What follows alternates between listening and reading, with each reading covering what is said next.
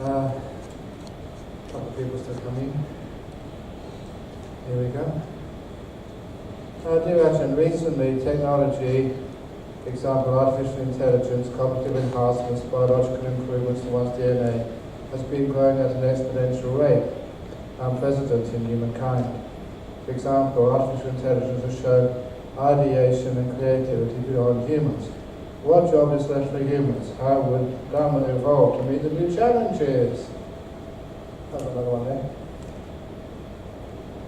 And artificial intelligence is not something which imitates human beings. Once I see artificial stupidity, then I know that that's the same as human beings. In other words, it will be very fascinating to actually to see a machine who does exhibit emotions, who gets fed up, or bored, or makes mistakes. So, artificial intelligence, I think, has still got a long way to go. And again, all artificial intelligence is programmed somewhere, and even if you program it to self-program, I don't know where it will end up. But fortunately, intelligence is not the most important thing. It's to have insights, to have innovation. It takes much more than what we call intelligence. For example, I grew up with some very intelligent people, Nobel Prize winners, who were as intelligent as they come. But as soon as I went to see an Ajahn Chah, then that was wisdom. And I always make the difference between wisdom and intelligence. Intelligence is what you learn. Wisdom sees much deeper and further than that. So if I can see a computer which gets into Zhuang and comes out blissed out of its circuit boards, then maybe I can think, wow, you're getting somewhere. But anyway, let's wait and see what happens. It was mentioned in the Sutta class earlier regarding the ceasing of the citta. Does it mean that what we carry from the past life to the present one is only the karmic energy? Please comment, thank you. You could call it karmic energy. And if you use the word energy, there is something, a core principle of physics, which I'm sure that you remember, that energy cannot be created or destroyed. It can be changed from mass to energy, energy back to mass. That is a nuclear reaction source of that power. But it cannot be created or destroyed. So where did this universe come from? How can we suddenly have this energy when energy cannot be created or destroyed? Was the beginning of time, if you look at it that way, an anomaly of the laws of physics? And of course the answer is no. In science there is such a thing as negative energy, just the same as in human emotions. But what I mean negative energy, one example of that which I'm sure that some of you know, it's very simple, it's called potential energy in science class in school. If you've got a heavy object like me, to take me out of the Earth's gravitational field, it will take much more energy to take me out of the gravitational field than someone who's thin and skinny. It is a negative component to energy because you have to lose energy to escape from things like electromagnetic or gravitational fields. It's a negative energy. And so I was just thinking on my feet, as they say, in a debate with the top scientists in Western Australia. And I said, well, look, if energy, mass can't be created and destroyed, and we have all this stuff here right now, this energy, what would it be like if the amount of negative energy in the universe totally equal to positive energy. So you can imagine every black hole, every star system, every bit of stuff in this vast universe could all come together. Would it be a bang, or would it just all cancel each other out? A zero sum. And that was, I remember this Professor David Blair, who was my co-presenter, looked at me, we're quite surprised that you are so up to date. Omega equals 1. I didn't know what omega meant. He explained it to me afterwards. But it was the ratio of this positive energy to negative energy in the universe. And so he confirmed to me, if every bit of stuff in this universe all came into one point, it wouldn't be a big bang. It would just cancel itself out. It's a zero-sum universe. That means we can come from nothing. We can go back to nothing. Because all the time, there's nothing really here. We started from zero. We are a zero-sum. So we can come back and totally cancel each other out. You haven't got a soulmate. You've got your antiparticle somewhere. You meet together, boom, you can split. I'm only making that bit up. But the rest was very true. So yes, exactly. You can cease. And so can the universe cease. It's a beautiful concept. Some people think it's very disastrous. What? You mean we're all going to be exterminated? I said yes. Sooner or later. You came from nothing, you go back to nothing. Because nothing is perfect. Imagine, I would like to share my understanding on Goenka's method. Yes, it is definitely not suitable for the physical, mental, weak meditator due to its military routine. But many Buddhist friends have praised this method as they can see the anicca in pain. When they were out of the center, they can move on to other methods. Yeah, it can be helpful for some people, but it has its dangers. As long as people know those dangers, and they make sort of appropriate safeguards. We have to be really aware of what's happening. And when it comes to Buddhist meditation, actually the stuff which gets you enlightened, then straight away that there's a few people, they do get these things called nimittas, which I mentioned this afternoon, and I'll spend more time talking about tomorrow morning. And unfortunately, those teachers don't know anything about it. They just follow what Goenka says. Be careful of that. Don't get into it. It's dangerous. And it's not. That's the path to enlightenment. So it does block a lot of people from getting full enlightenment. And unfortunately, because it's a closed system in the Goenka tradition, you're not supposed to go and read anything except their literature. Go to their retreats. That's a sign it's dangerous.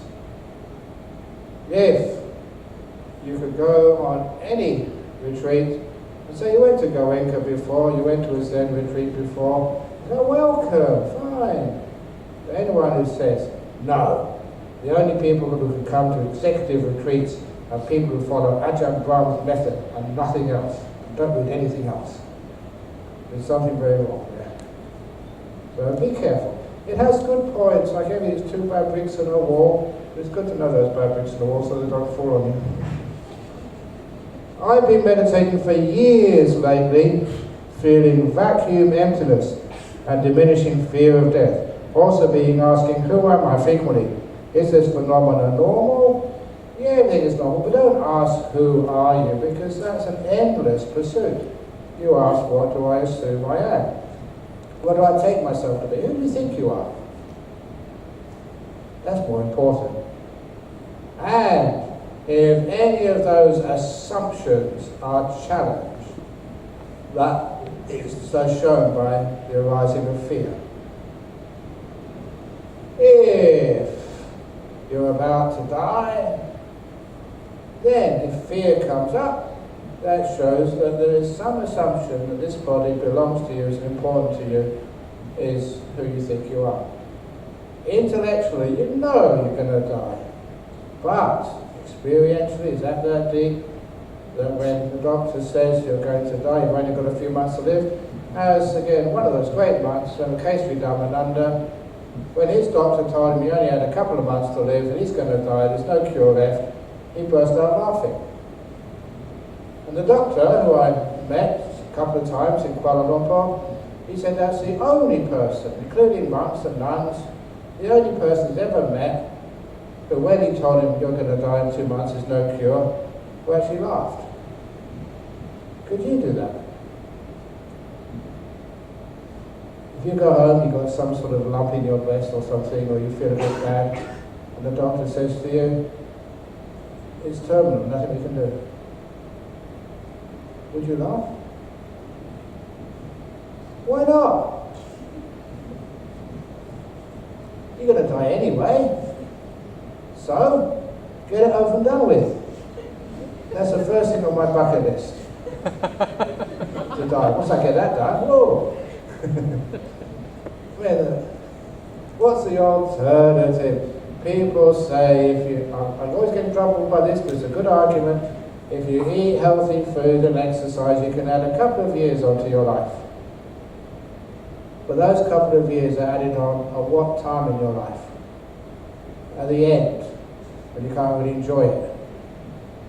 They're added on in the old people's home. It'd be nice if you can add the 2 years on now. That'd be different. I'd enjoy it now, with my age now, instead of just extending your old age. Old age is suffering, sickness is suffering. So who wants to extend it?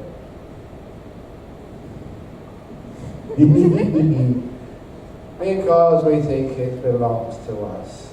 So instead of asking, who am I? What do you take yourself to be? What makes you afraid? What are you afraid of losing? There's some people are afraid of dementia. Why? I'm losing my mind. Doesn't matter if it wasn't yours to begin with. Losing your intelligence. Oh, so what? Intelligence always disappears. You start your life with no teeth. It wasn't for dentists, you'd end your life with no teeth. For guys, you start with no hair, you end with no hair. And all of us, we start this world wearing nappies, and you end this world, life, wearing nappies as well. You just go back to where you started from. Anyway, how could that see? It's quite normal to feel vacuum emptiness, but as I said today, make sure you also get some happiness and joy as well. Otherwise, without that happiness and joy coming, sometimes the meditation doesn't really buy it. It doesn't really make it to the next levels. So try and develop the happiness and joy in your meditation. When it comes up, oh yeah, get into it. You're not supposed to be afraid of that happiness and joy. So it should be happening naturally. That the less you do, unless you're still thinking and talking and watching the TV and going for walks and stimulating yourself, if you can just relax more and do more mindfulness, more stillness, it's natural that the energy starts to build up, the mindfulness increases, you start to get happy. That's the nature of this. So if you're not happy, it means you've been doing too much. Your mind hasn't energized. Could you clarify equanimity versus I don't care? I don't care is not equanimity. I don't care is negativity, it's aversion. What equanimity is being able to look on something without reacting when it's the time to have equanimity. Remember, equanimity is only one of the 4 Brahma-viharas. There's 3 others. And the best simile of equanimity is that old story of one of my fellow school teachers when I was teaching, who was in the British Army in Burma during the Second World War, out in the jungles on patrol with about 6 other soldiers. The scout came back to tell them bad news. They were surrounded by Japanese enemy troops. Totally outnumbered. No way out. At war, prepare yourself to die. He thought that was it, that was the end of it. This was war. Totally outnumbered. no place to escape, surrounded. And this was the guy who thought, I'm going to be like Bruce Willis. I'm going to be like Arnie Schwarzenegger. I am going to be the tough guy. We're going to fight our way out. Who knows? We may all die, but this is the patriotic thing to do. It was the stupidity, the teachings of Zhuang. Totally ridiculous. It doesn't work in real life. Oh yeah, there's one of the monks. He was actually in the US Marines during the Vietnam War, and he just talking over a cup of tea. He said, remember one of those John Wayne movies, and he picked up the machine gun, and he just, because one of his best friends had been killed, and he got over the trench and he just machine gunned all of the enemy, became the hero. And he said, look, a real machine gun, you know, even Arnie Schwarzenegger couldn't lift one. They're really heavy. Totally ridiculous goal they have. You know, it's what people like to see. So, anyway, no one would have escaped. They'd all been killed. And the captain said, no, I do not give you permission to go and fight your way out. Instead, said the captain, his famous order, he said, I order everyone to sit down and have a cup of tea. Now remember, this was in the jungles, in Burma, during the Second World War. Serious life and death stuff. And who cares about having a cup of tea when you're about to die? An Englishman would. Especially the British Army, we like our tea. And I tell everybody, that's one of the reasons why as soon as I heard there was this great meditation master called Ajahn Chah, anyone whose second name meant tea was a monk for me. But anyway, yeah, so they had no choice. And this guy, who is now the head of English at the school I taught for 1 year, he's said the most stupid thing he's ever done in his life, he thought. Absolutely madness. Thinking of having a cup of tea when you're about to die in a country thousands of miles from home, hot war. But you had to follow orders, no choice. And as they were drinking their tea before they were finished, the scout came back and said, put all the stuff away quickly and quietly. The enemy's moved. I can find a way out. And they all crawled through that gap in the surrounding forces and they all escaped, which is why he could tell me the story. He said that's the wisdom of his captain saved his life. And so often in his life, he had cancer too, he said nothing you could do, so just relaxed. And it went away. So often in life, we know how to do things. We know how to struggle and strive. But when there's a time when all struggle, all strive, this makes matters worse. We've never learned the skill just to sit down, relax, and have a cup of tea, cup of coffee if you want, orange juice, relax, and wait until the time is something to do. So when there's nothing to do, nothing effective you can achieve, sit down and have a cup of tea. Do nothing. That's called equanimity. And then when there is something to do, give it everything you've got. That's really important. That was Ajahn Chah's teaching. Whatever you do, when it's time to meditate, give it everything you've got. When you go home to do your business, give it everything you've got. When you go past the donation box on the way out, give it everything you've got. It never works. Anyway, that's what equanimity is. It's not about not caring. It's a part of caring. I have gotten used to imagining your voice as an internal guide for the beginning of my meditation. The brainwashing has worked. However, it is sort of developed into an endless chatter of your teachings on what to do and what not to do deep in meditation. What to do now? Listen to my...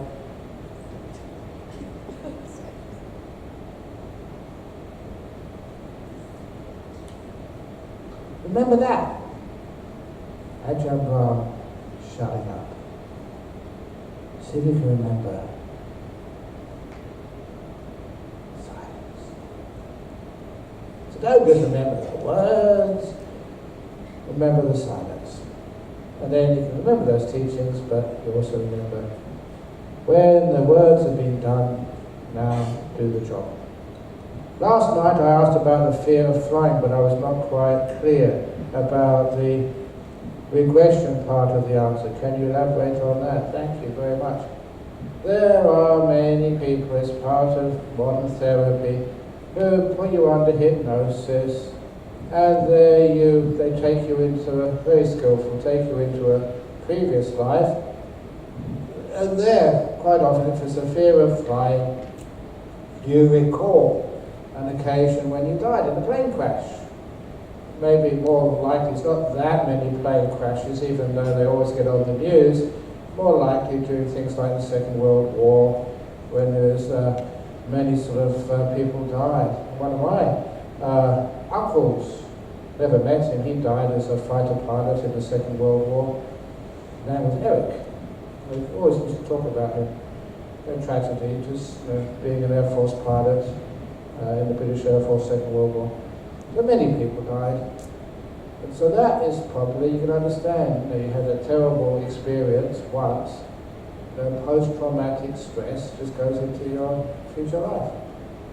And it seems to be, the evidence is quite clear, that when you remember that, whether it's a real memory or it's not a real memory, it doesn't really matter. When you recall it, then the traumatic part of it tends to diminish quite significantly, if not go away altogether. The fear of flying just goes. You relive it, and then it's not fearful anymore. So but not everyone can be hypnotized. So that's one of the reasons why you give it a try. If it's a skillful hypnotist, they'll know pretty easily. First time, whether it's possible, it's worthwhile continuing or not, sometimes even the first time. If you can trust it and don't be afraid and let go, then you find you can be taken back into a previous life. And remember why it is. Why are you afraid of flying? It's almost certainly that you died in a plane crash somewhere sometime. And it's that part of the mind just gets afraid. Can a nimitta appear in a few seconds only, or it has to be real deep meditation that occurs? I'm going to talk about nimittas tomorrow, but anyway, if you just had very deep meditation 5 or 10 minutes ago, the mind is still powerful and peaceful, then of course you can shut your eyes and it's right there again. But that's only if you've had a very deep meditation recently. For most people, what you see at the beginning of the meditation isn't the real nimitta, it's just the mind playing around. So I wouldn't even bother with those ones. It's much better to follow the usual course and be able to, and not to choose to watch the breathing, but the breathing happens. And it gets very peaceful and very delightful, and you get lots of happiness with just being peaceful with the breath. All the thinking is mostly stopped. Any sounds are a long way away. And then when nimittas come up, they're the real good ones and very stable. Anything that happens in the beginning is usually unstable. What are your views on having different teachers from different traditions, etc.? Mahayana, Zen, etc. All of them bring peace and made me a more peaceful person. How do I know which is the right path? I know you said last night that you should follow if it's the right path. It's the right path if the teachers bring peace. Something on wisdom. But what if all of them are wise in their own right? Great! When I went to university, I never had one teacher in science. I had many teachers. And I got the best from each one. So it's the same. If you are a Buddhist, you take refuge. The 3 refuges. And the 3 refuges are in the Buddha and the Dhamma, and it's the 3rd refuge is not in Ajahn Brahm. The 3rd refuge is not in Thich Nhat Hanh or His Holiness the Dalai Lama. The 3rd refuge is in the Sangha, the Buddha, Dhamma, and the Sangha. Not one monk or nun or teacher, but many. So that's why we don't have guru tradition in Buddhism. So we just, wherever you can find good teachings, go for them, try it out. If they are really good teachings, you'll find it's just looking at the same thing from a different angle. And then you can actually really enjoy a good teaching somewhere, brings peace and wisdom. Fine, go for it. In meditation, should we try to force the mind to be in the present moment? No. While in sitting walking meditation, unknowingly my mind starts to reflection on past and future planning. Then suddenly I wake up from this source and get to know I was in the past and future. This time I can refocus my attention to the breath. If my mind awareness is strong, I can detect when past memories arise quickly. Otherwise I forget about meditation and wander in past, present for a long time. I'm doing meditation sometime but don't see any improvement beyond above cycle. Am I correctly doing meditation? And are we still be able to make peace with wandering mind in the past and future? Yeah, that's one of the best ways. Because there was a standard piece of advice which I followed for years because I just believed what people told me. If the mind wanders off, bring it back. And then it wandered off again, and I brought it back again. And it wandered off, and I brought it back. It wandered off, I brought it back. It wandered off, I brought it back. I wandered off, I brought it back. And it always wandered off again. And I thought, hang on, I'm wasting too much time. So instead of using force, using willpower, you use wisdom power. Why does it wander off? Why, when I'm just watching my breathing, say, it's nice watching my breath. And all those thoughts, past and future, they just really are a pain in the brain. Why can't I just let them go? So instead of using willpower, I use wisdom power, insight. Why does the mind keep wandering away? And then I looked at similar things in my life. Why did a girlfriend leave me? Why did I lose a friend? It was because I wasn't kind to them. That's why. They didn't like being around me when I tried to control them, when I asked too much from them.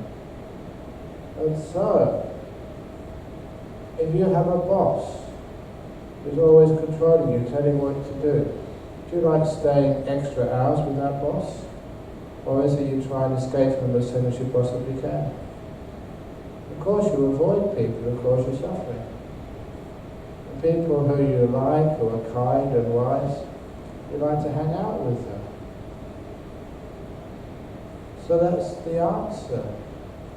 It's because I treated my mind like a control freak does. Right, no more thinking of the past. You behave, mind, otherwise you'll be in trouble, big trouble. Trying to use fear, cajoling it, and it never worked. And I was kind to my mind. Never mind, mind. If you want to wander off and think all these stupid thoughts, you can. Because I'll be here when you come back. So he was so kind to my mind. My mind never wanted to wander off. Because we had a beautiful attitude together, my mind and I became best friends. Never fault finding or putting each other down, never telling us what to do. Sometimes in long meditation retreats, I ask people to use the skillful means. But you ask your mind, what do you want to do now? Whatever your mind answers, follow it. So the mind says, I want to have a really juicy, hot sexual fantasy. Oh, but that's what you want to do, mind, off you go. Oh, you tell the mind wants, I want to fall asleep, I've had enough. Okay, mind, you can fall asleep if you want. Oh, I want to write my autobiography. Okay, mind, that's what you want to do. And you'll be surprised that if you are kind to your mind like that, the mind doesn't want to escape it, it doesn't want to do any of those things. It just wants to chill out with you, be peaceful with you. So this, when you're kind to the mind never wants to wander off. And all those thoughts and fantasies are just escapes, that's all. What are you escaping from? You're only escaping from yourself. So that's the reason why the mind wanders. Not enough kindness, enough gentleness. Those of you who've got cats, your cat will run away if you're unkind to it. If you're so kind to that cat, then okay, the cat might wander away for a while, but it'll come back again. Because it likes you. It likes your place. You're really gentle and kind to it. That's why it keeps hanging out with you. So, nature teaches us. We wander off because there's some problem with the relationship. It's because there's not enough kindness there. You expect too much from your meditation. Lower your expectations. And then you make faster progress.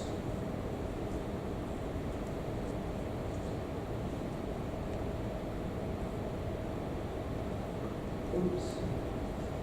Dear Ajahn, from what we learned today, Anapanasati alone can lead to enlightenment. Is this correct? Totally correct. Asking the question. That's what the Buddha said. That's what happens. So, when people say, oh, should we do something else now? You don't need to. This is the natural process. Anapanasati is good enough in itself. Dear Ajahn, how to let go of our loved ones when they are leaving us behind due to sickness or old age? If it's a loved one, don't you love them? Or is it just you love yourself? You don't think of them. They are happy to go. But I don't know how I'm going to live without you. Daddy, don't die now. And Daddy said, look, I'm hurting, I'm old. Let me go, I want to go. No. Or like, I don't know, but we did this little exercise I was in Hong Kong, about people dying. And apparently this is in the movies, or in the TV, I don't know. But when somebody is dying, they say, stay with me, don't close your eyes, don't go towards the light, whatever it is, stay with me. Why? I'm dying. Butt out. It's nothing to do with you. Dying is such a personal process, and why do you have to worry about your so-called loved ones' emotional baggage? Come on. If you really love your mother and father, when they're on their deathbed, the greatest act of love is to let them go. Nice stories. This monk over in Thailand, he got 2 strains. He was a wonderful monk. He was a Rhodes Scholar in Oxford, and he was from Tennessee. He spoke with a really deep southern accent, and we just loved hearing him speak. It's really beautiful, just the way he pronounced things. Hi y'all. I don't know what that sounded like, but that's what he used to say. And anyway, he had a really good monk, but he got 2 strains of typhoid at the same time. Now, typhoid fever is pretty bad. I don't know how he managed that. There was 3 strains of it. He got 2 at once. Anyway, he came so close to dying. They managed to save his life just. Because I remember we didn't know what was really going on. He's had a fever, just stay in the monastery, and a doctor just happened to come to visit. Took one look at that guy, get him to Bangkok now. There's only one way to get him there, was on the overnight train. So he got one of first-class seats. They had like a sleeper there. And the doctor rang up his mate, his friend in Bangkok, and they had an ambulance in the Ulampong station on the platform. Waiting for him to pick her up. It's a medical emergency. I remember talking to the doctor who was actually in that ambulance on the platform waiting for him, and said as soon as he saw him, no, he's not going to make it to hospital. The doctor was actually surprised that he could actually get him to the hospital in time. So it was really close to death. He never really recovered. He's always sick and bedridden. And we decided to send him to UK, to the monastery there, Chithurst. Because we thought you get much, it was totally ridiculous, but we thought Western medicine, modern country, you get better medical care. Same medical care, only you have to pay more. But there's also alternative stuff as well. So this monk got every type of medical treatment you can ever imagine. Money was not really a matter then. So many people wanted to look after this monk. And I remember going to see him when I visited there. He's a good old friend. And he was in the attic. In the big old manor house, Chithurst. That's where they used to put crazy people in English big houses, in the attic. Have you ever read, was it Jane Eyre or one of those? Well, one of those ones anyway. All the mad people were up in the attic, locked away. And that's what he reminded me of, because he could never leave the attic. He didn't have enough strength. Every time he felt a good day, which maybe once every 2 or 3 months, he'd get to the door and collapse and have to crawl back into bed. So it's just really sad. He was a champion wrestler. And to be a Rhodes Scholar, you have to be good at some sport as well. So it was one day the head monk had some insight, went up to his room and said, I've come up here on behalf of all of the lay people who support this monastery, on behalf of your family back in Tennessee, and all the monks who know and care for you. I've come up here to give you permission to die. You don't have to get well. Stop trying so hard to recover. And on that, this really tough guy, he burst out crying. He wept and wept and wept. And from that time on, he started to recover. He's still alive today. He did disrobe, he ran away with a nun. But, at least he had the strength to run away with her.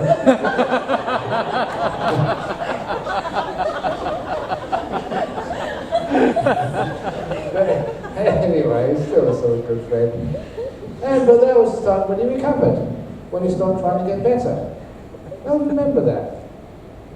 So, you always love someone, you don't have to give them permission to die. It's not about you, it's about them.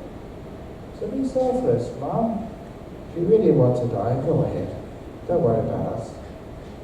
How many of you have ever noticed that you're with your granddaddy or your mother and she's sick in the ICU and you're around there, holding her hand, trying to talk to her, trying to be there for the last moment, and nothing's happening, and you think, we're hungry. Let's just go out to get something to eat quickly, we come back again. And as soon as you're out of the room, Mother dies. Why? It's because you've been stopping her. Death is a private moment. So if you're around there crying and wailing and, oh, don't die, Mummy, then what she really wants to say, get out. It's my body, my life is the end now, I want to die. So I can't die in front of you, so I'm taking your trousers off in front of people. You do that in a quiet, secluded place. So, this is actually, if you really love someone, you let them die. It's time. Because the more you hold on to them, the more you're extending their suffering. So that's how you let go of your loved ones when they're leaving us. Because you love them, you want them to be free. Dear Ajahn, your core message seems to be, let go. It is clear how to let go when you hold something in your mind, but how do you let go when something in your mind holds you? It's the same, there's no you there, which is usually the case. Let go sounds a bit like, be happy, a wish, not a know-how. Exactly, but this is what we learn. How to let go. And it's also one of the reasons why when I do the guided meditation, I ask you to be aware of feelings in the body. You may have an ache, a pain somewhere, not as bad as my food poisoning, which I mean, if there's an ache somewhere or an itch somewhere, be mindful of it and use trial and error. try this, try that, try something else, until that feeling relaxes, it gets better. What you did, you let go. That is letting go. With my food poisoning, trying a few things is incredible pain, and you got a tiny bit less. I recognise that was kindness. So you learn what kindness, what letting go is, all the same, by how it affects your body, how it relaxes. I'm now going to relax my body. Ah, that's nice. I am now letting go of what this looks like on camera. Or what people are going to say about me. Ah. And I can feel everything get loose and relax. That was letting go. So letting go is not, you don't discover what letting go is by thinking about it and pondering it. Letting go is what relaxes things. I did the first day of the retreat, I gave the example of a guitar string. The only way you can make it make a sound is to pull it at both ends, so it's taut. It is under stress, being pulled at both ends. And if I loosen the tension, then when something hits it, it doesn't make such a high pitch bing, it's a lower pitch boom. And when I loosen it even more, boom. And when I really loosen it, let go of it totally, it doesn't make any sound at all. That's called letting go. If you are highly strung, they use that metaphor in English. The slightest thing upsets you. But if you are letting go, you are relaxed in body and mind. Anything which hits you doesn't make a sound. You are so soft, nothing reverberates. Someone slams the door, it doesn't echo, because you are not taut, you're not tight, you're not under stress. You know what it's like when you're really under stress? One more word out of you! That's what happens, you get just so uptight, tight, it's in stress. Letting go is the opposite. So you can imagine a guitar string, imagine loosening both ends, that's called letting go. Other way, how do you let go? The baggage, the shopping bags, fast. You can imagine yourself putting it down and then you let go. So much similes you have for letting go. So you visualize it in a letting go which you can recognize from your ordinary life, and you apply that onto your body and it relaxes. And that's where you learn what letting go is, and then you apply it to your emotional world. And you let it go. It becomes a skill which you learn from experience and practice. Does one need to terminate sensual experience, pleasures involving the senses like sex, to be able to experience jhanas? No. Remember, I had my first deep experience when I was a lay person. And that was about 4 or 5 days after having sex with my girlfriend in Gloucester. I'm quite open about this. I was a lay person at the time, by the way. Otherwise it'd be a very bad monk. And that really blew me. So yeah, I was enjoying sensory pleasures, but still managed to push that letting go button. But it makes it easier the more you let go. It's possible. Otherwise I wouldn't be able to teach you. Did I jump on in deep meditation, my heart beats very fast and my body moves or stretches when I let go of controlling it. Any tips for calming myself at this stage? Yes, I meant to say this. When your heart is beating fast, it's a kind of excitement, but it's so hard when you get to excitement to focus on your heart and just to relax. It just focus on it makes it worse. So there was the simile of, I did mention it in the first part of this retreat, of the TV screen. When you first watch a TV screen, You see what's beyond the screen, above, below, to the left and right in the shape of the screen, but after a small while your mind fits perfectly into the screen. Whether you're watching a movie on an iPhone, on a huge screen on a theatre like they used to have, the experience is exactly the same. Because your mind just fits in, almost perfectly, to the size of the screen. You don't notice how big or small it is. The only time you know how big the screen is when it's not turned on. So anyway, there you are. You're watching the screen and all that's outside the screen vanishes. It's called focusing, zooming in. And that's what you do if you've got trouble with the heartbeat. Don't try and get rid of the heartbeat. It means that you are actually bringing that distraction into the center of the screen, and anything else like the breath will vanish. So you center. Just keep on the center, so you're watching the breathing. Breathing in, breathing out, breathing in, breathing out. And there is a noise, but the noise is over here somewhere. If you worry about it and wonder who did that, it's like you bring in the noise into the center of your screen and the breath vanishes. If you have like a thought comes up, yeah, the thought's over here somewhere, it's not important, none of my business, none of your, the breath is my business. You keep that in the center. And after a while, everything else falls off the screen. As you focus in whatever's in the center, whatever you give importance to, that's in the center, and that will prevail. So, you have the heartbeat, it's a disturbance, but don't focus on it. Focus on the breath. You can feel the breath going in and going out. The heartbeat, you can feel it over here.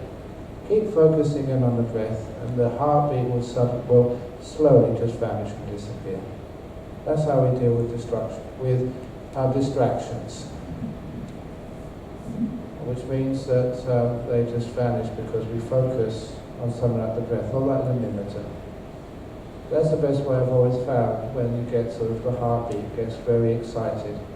And in the deep meditation, it is exciting. There's amazing stuff happening. And it disturbs the meditation, breaks it. So if a lovely light comes up, a limiter, and your heart starts beating, watch the heartbeat, not in the center, but on the edge somewhere. And keep the center on the limiter, and after a while the heartbeat will vanish. Your body moves and stretches when you let go of controlling it. Yeah, great. Just the body doing its thing. When you go to sleep at night, do you control the body? But the body turns when it needs to turn. It breathes when it needs to breathe. I'm sure it stretches when it needs to stretch. And you don't have any control over it whatsoever. The body does much better when you're not controlling it. And that's what it usually heals itself. If there's a stretching, the body just needs to stretch. I know that I used to get very sleepy when I started meditating, and I always had my head down, straining my body, then it was down again. And then after a while I just gave up. If you want a hunched up body, that's fine by me. But many of you had that experience, you're hunched up, and then your body suddenly straightens. You didn't do it. I never gave that order, you did it by yourself, totally automatic. It's wonderful when that happens. It just shows you don't need to be a control freak. Sometimes when you do your walking meditation, I haven't said much about walking meditation. Anyone doing any walking meditation here? Some people are. But have you ever done the walking meditation and after a while you don't do the walking? The body does the walking. You're just sitting or standing there, and you don't tell the leg what to do, it does it automatically. That's really cool where it happens and you're just not doing anything. You're just watching. And it just walks. Apparently that's what happened with soldiers when they used to go on marches before the time they had troop carriers. And so they used to send these soldiers all over the country by marching. And it was well documented that many soldiers would go to sleep. They'd been up all day, fighting or something, marching all night, and they were still walking. They were fast asleep. And their legs just carried on walking. Totally automatic. It's great because it just shows you what you think you control, you don't control. Ajahn Brahm, if I'm not a vegetarian, do I encourage killing as a Buddhist? You support killing, but even vegetables. you support killing because many of those vegetables have to be sprayed. I remember just living in the northeast of Thailand when it came to the season for planting rice. And I always wondered, what are all the birds doing following the plough? And then you look closely, when they plough the field to sow the rice, many beetles and worms come up, and then the birds know that's free lunch. So all eating is at the expense of others. So our job is to try and limit it as much as we possibly can. But whatever you eat, it's always at the expense of others. Dear Ajahn, in meditation practice you teach that we should not be control freaks. In daily life, when I'm a witness or part of any incident, sometimes bad, perverted thoughts arises. I have tried to control, suppress this, usually failing miserably. Should I just allow such thoughts to be formed? Yes. Isn't it bad karma? No. How do I react? With kindness. I understand the correct way is not to react, but sometimes it just comes out. My thought, it's just old karma. That's why once we think that way. It's old karma, those thoughts. Our job is not to make more bad karma by reacting in a negative way to the thoughts which are arising now. So you have what you think is a bad thought, make peace with it, be kind, be gentle, and then it vanishes. My story of the 6th range retreat which I had spent in the north of Thailand, a perfect monastery. No one was there, and I asked the villagers, why aren't there more monks up in the mountains? Because they said it was too quiet. Many monks couldn't stand the peace. A beautiful cave which I used to spend so much time meditating in. And to this day, the cave was full of bats. And such beautiful experiences there. To this day, whenever I smell bat shit, it's a beautiful smell. Because it's association with a wonderful time of my life. The same as whenever I smell tar. Because I used to spend so much time in my youth playing soccer. One of the places I played soccer was the local park, and during the Second World War, anything metal was melted down to make bombs and tanks and stuff. So the metal railings were actually taken away to be melted down, and in their place was wooden fences. But because of the weather, you had to paint them with tar, otherwise they would rot.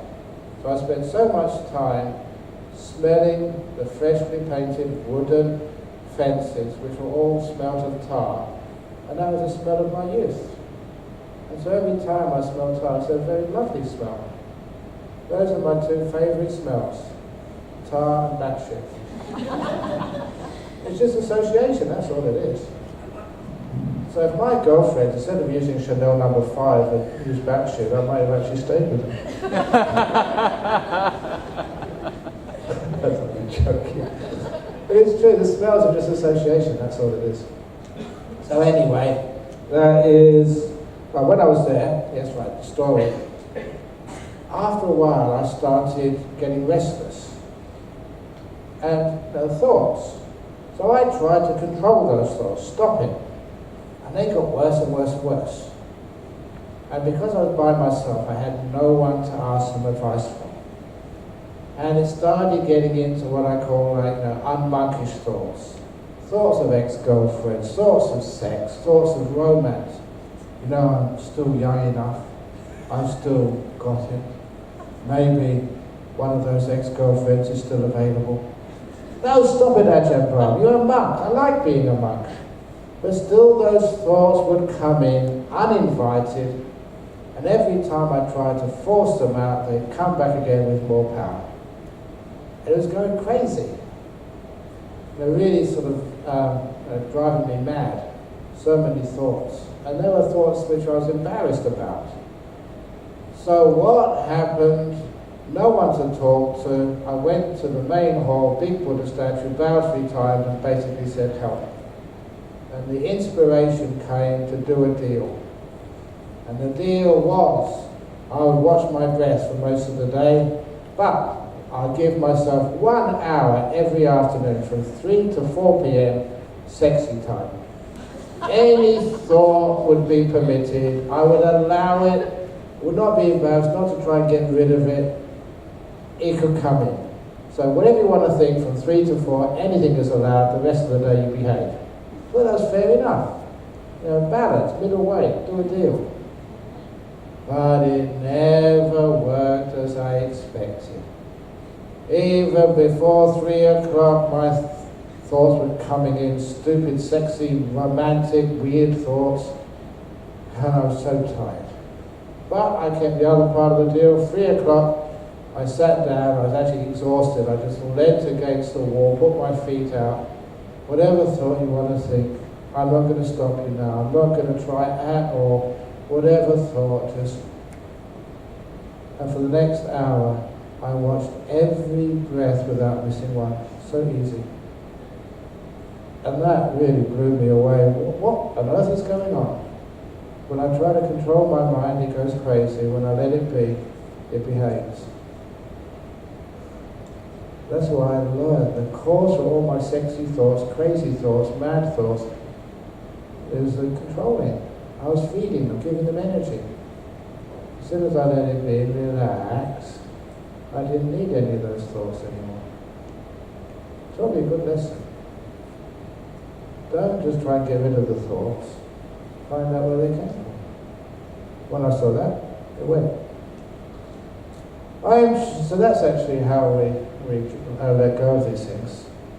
I am cheated money by another person, which actually worth around 2 years of my salaries. It's probably worth about 1,000 years of my salary. This is nothing. It's great actually having a vow of poverty, because that messes up so many records.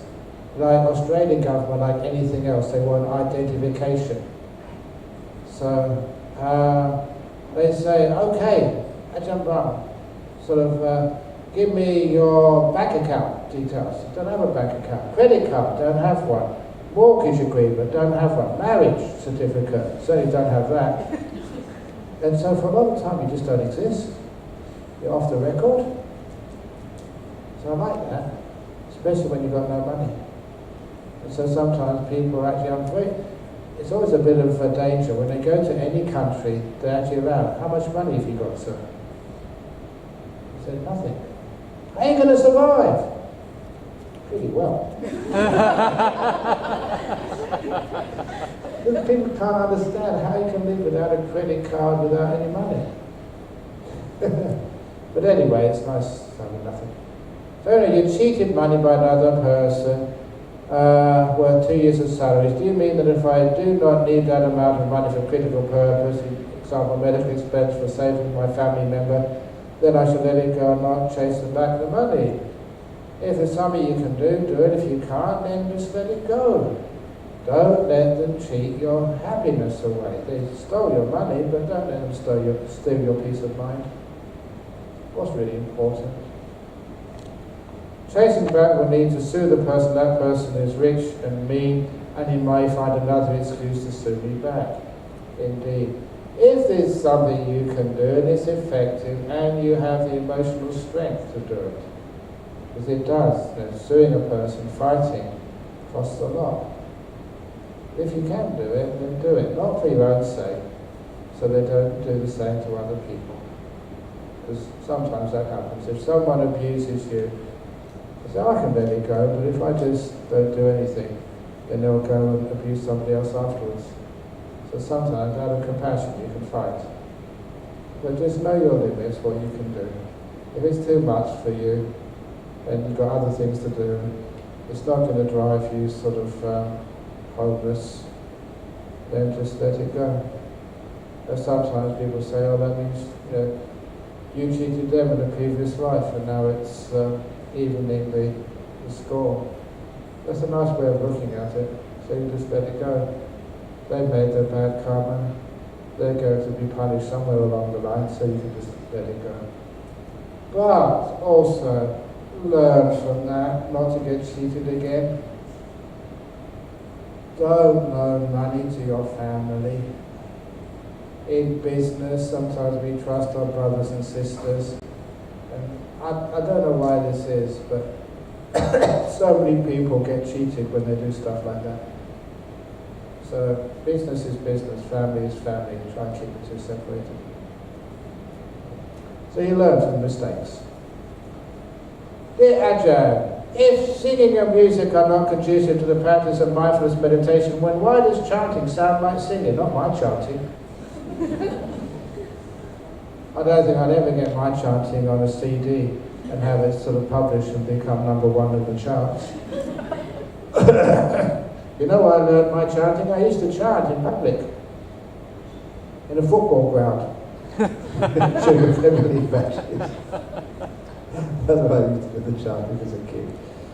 And anyway, singing and music not conducive to practice because they just excite the senses. There are some sounds which can actually calm you down, especially like sounds of nature. You know, we were doing a fundraiser for our nuns' monastery. Hadn't been built yet, so we were raising money for that. So I went to a fundraiser, and somebody made this offer. I will donate $5,000 to the nuns' monastery if you sing a song. I jumped on.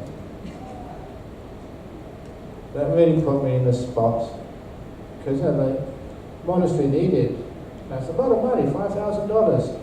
If I sing a song, surely Ajahn Brahm, you can actually let go and renounce and be compassionate and kind enough. But it'd be breaking my rules to sing a song. So how do I get out of that dilemma? So I agreed. I said, okay, I'll sing a song, but I want to see the $5,000 check first. So they wrote out the $5,000 check, and I can choose my own song? Yeah, choose any song. So I sung for the $5,000 the very well-known classic by Simon and Garfunkel, The Sound of Silence. And in other words, I was just silent for 5 minutes. So that's my version of The Sound of Silence. That's what it's called. And don't try to outwit me again. 5,000. So you have to think on your feet sometimes. It's about. My husband had been saying life is about do nothing. My husband had been saying life is about do nothing, and he is really doing nothing. How can I feel he has responsibility and has to work? He said that's the advice of Ajahn Brahm. To do nothing. So if you're going to live like Ajahn Brahm, I'm only going to feed you once in the morning. You're going to have no TV, obviously no sex, and you sleep on the floor. So if you're going to do nothing like Ajahn Brahm, you have to go the whole way. That'll stop him. No, you don't have any money either, husband. And also tell him, if you do nothing means shutting up. Actually, what a wonderful husband that would be. Doing nothing, not saying anything, no more problems. Sometimes people would love a husband like that. When meditating, I think I have achieved present moment awareness and silent present moment awareness. I then move to be aware of my breathing, but what feels more like I am taking a nap. But it's just I'm aware that I am breathing. I then start questioning myself. I can't seem to silence this thought. After a while, anytime you say taking a nap, then my brain says, oh, that's a good idea. And I yawn.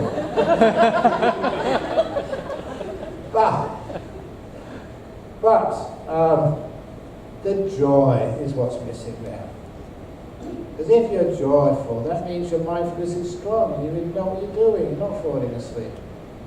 So, see if one can develop the more joy in the meditation. So you're breathing in, this feels really nice. Breathe in, whoa, that's good. Oh, and you breathe out, oh, that's nice. Whoa. Put some joy into your breathing. You can do do that with food. I don't know your food you eat here, it's pretty good food. Sometimes you can just be shoving it in your mouth, thinking of something else. Or you can actually be tasting it, really taste it. See how much flavour you can get out of the food here. You taste it. Oh, yeah. Don't swallow it quickly until all the last bit of taste is gone, and then swallow it. So enjoy it. Like you enjoy your breathing. Wow, that's nice. And also, don't take for granted that you're on retreat here. You don't have to do anything. There was this guy on retreat with me, the 3-month retreat, and he got bored. He saw his meditation, said, I don't know what I'm doing. And the answer was, I needed something. I sent him to the shops. I had to go in the shopping centre. I didn't really need it, it was just a skillful means. He went into the local shopping centre. When he came back, he said, I never want to go to that crazy place again. And then he realised how peaceful he was. He'd just taken it for granted. He hadn't noticed the peace. So sometimes we need to pause and to realise just how wonderful it is being on a retreat here. No boss, no work, no traffic. 2 or 3 days' time you're going to be back in the traffic again, working hard. But now you don't have to do that. Oh, what joy. So if you want to bring up joy very quickly, just think what it's going to be like in 3 or 4 days' time. And then you open your eyes and, I'm on retreat. Joy. Appreciate things. Okay, that's that one. Don't know if I can do all the questions, maybe I'll try and be fast. Can you kindly share about the meaning of Om Mani Padme Hum? That is very famous in places like Singapore. That's a wrong pronunciation. It is "Oh money, pay my home."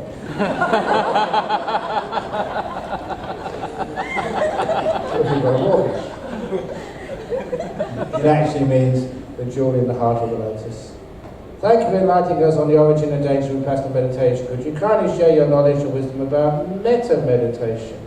There's never any danger with loving kindness meditation as long as it is, may all beings be happy and well, or else. Be happy. You're supposed to be meditating. You're supposed to have a smile on your face. If you don't have a smile on, especially in the service industry, imagine those poor flight attendants. Hello sir, what can I get you? Even though you're so fed up with her, you get her out of the plane. Do you want another cup of tea?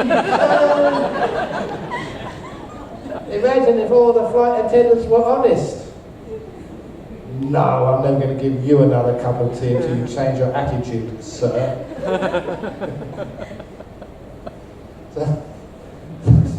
So real loving kindness. Real loving. Oh, okay, I can't resist another joke about the parrot joke. Or a parrot joke. I got this in the in-flight magazine of Air Asia. Good magazine, that. So anyway, it was a pilot telling a story. Totally made up, of course. But a guy was in the aircraft in the economy class, and he found himself sitting next to a parrot. He said, parrots can't sort of go in economy class. He said, well, I bought my ticket, I'm allowed to fly too. That's what it said, now everyone can fly. I'm a parrot, why not? No discrimination. So the guy was sitting next to a parrot, and of course, he put the seatbelt on like everybody else, the parrot did. The parrot obviously could speak. And so when the flight attendant came round, for the first service, the parrot, even before being asked, shouted out, "Give me a whiskey, you bitch." That's what he said. Really rude. And the guy said, "Can I have a cup of coffee, please, if it's not too much trouble?" Really polite. And the flight attendant was just so taken aback by being sort of called a bitch that she came back a minute later with a whiskey. He said, "Oh, and please, you've forgotten my coffee." And by that time, the parrot already downed the whiskey and get me another one, you cow. And that was just really, just never heard like that before. So the girl came back again, and with another whiskey for the parrot, and again forgot the coffee. And the guy thought the only way he can get service in this aircraft is to act like the parrot. And so he said, and get me a coffee, you fat pig. And so she went again into the galley, and this time came back with two really big male flight attendants, who picked both of them out of their seats, opened the door and threw them both out of the aircraft. And as they were falling, tumbling out, the parrot turned to the man and said, "You've got a very bad attitude for someone who can't fly."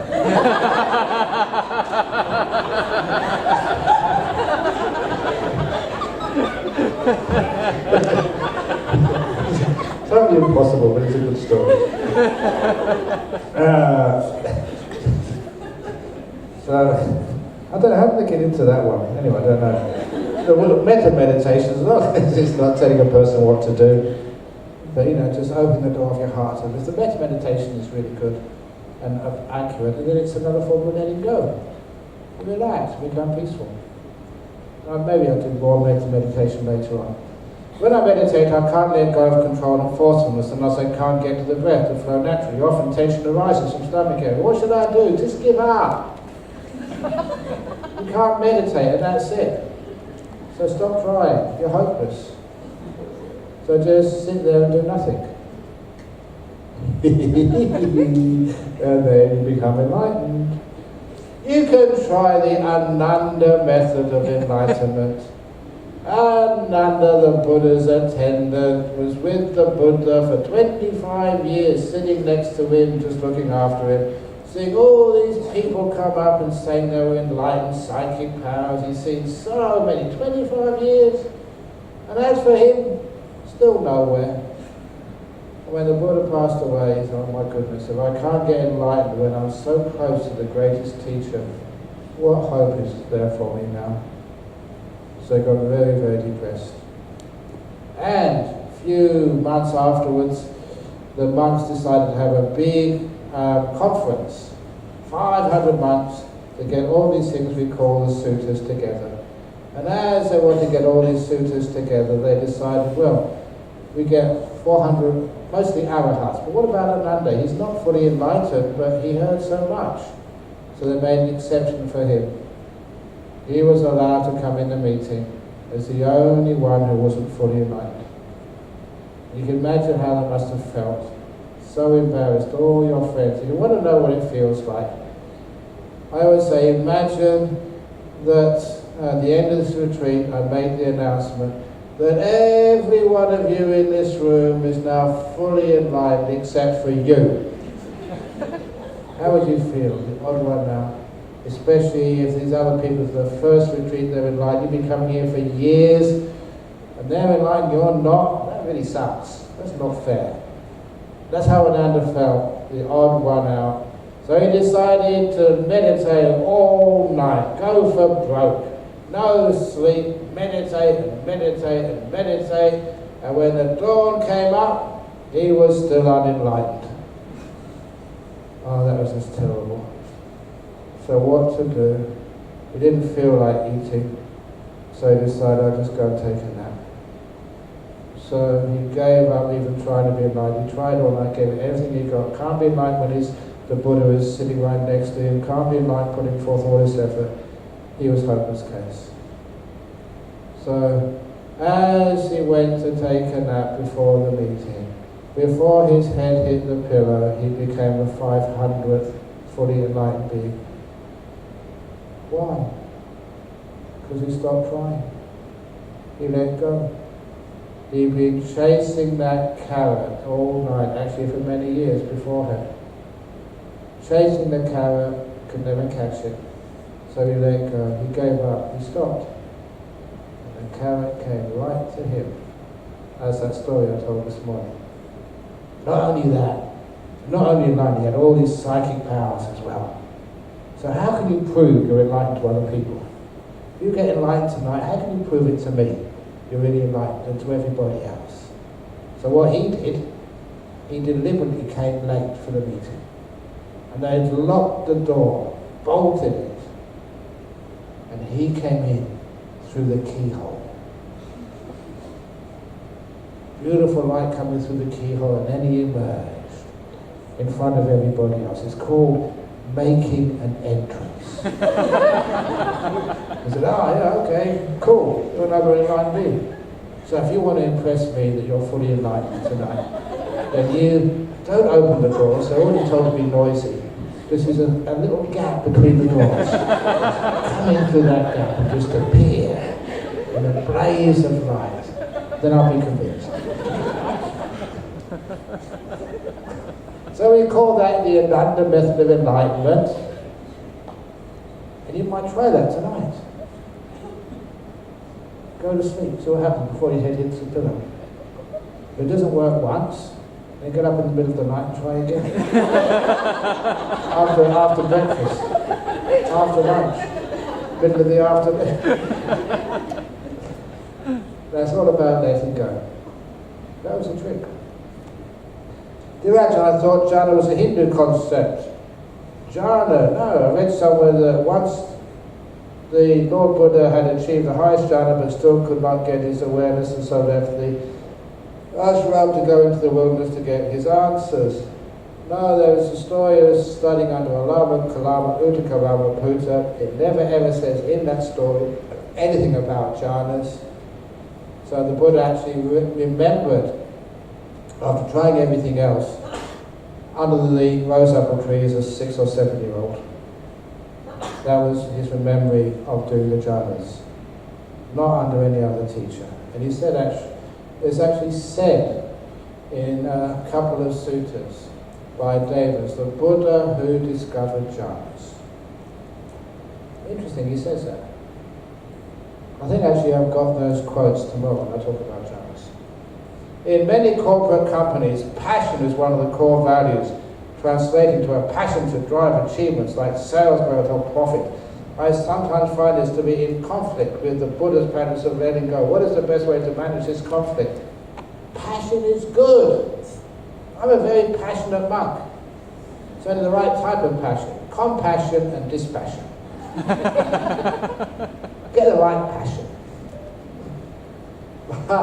Yes, in work they pay you to do some work, to work hard. But when you're meditating, that's a different ball game.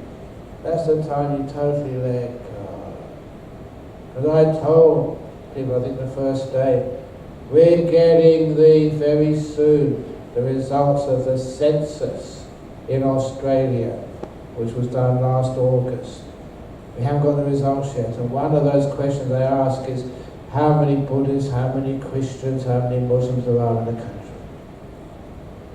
And I'm very agitated and anxious about the results. Because if the number of Buddhists do not increase, I can face the sack. I haven't reached my sales figures. They have not increased enough. That doesn't matter.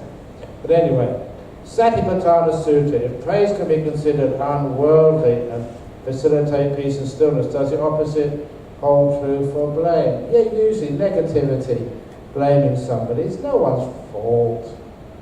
It sounded like a good idea at the time. Sometimes you thought you were doing the right thing.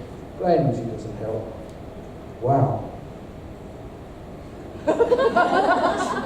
This is the most amazing question. This even I can't answer. Whoever wrote this, you're enlightened already. The empty sheet of paper, that's profound. This is really the last question. You spoke about being kind to your thoughts, but I find myself thinking even more when I am kind to my thoughts. So I have to stop myself from thinking in order to stop thinking. Is that being kind? Of course it's not. But you weren't really being kind to your thoughts. You're trying to be kind to the thoughts as a means of stopping them. It's just, it's like the wolf in sheep's clothing. Yes, I'm going to be kind to you thoughts as long as you stop. May all thoughts be happy and well, as long as it's somewhere else except in my brain. So real kindness is letting go. Thoughts you can stay forever and ever, and you mean it. That's being kind. Letting things be is not a means of trying to get rid of them. It's allowing them to exist. And then they disappear. Very good. So that's the last question. Yay! So toilet break, and then after toilet break, come back for meditation break. Very good. Off you go. Let go, let go, let go. Sorry? 10 minutes, 15 minutes, whatever. Because we started early, it's only 8:20, so you go maybe 9:15 if necessary.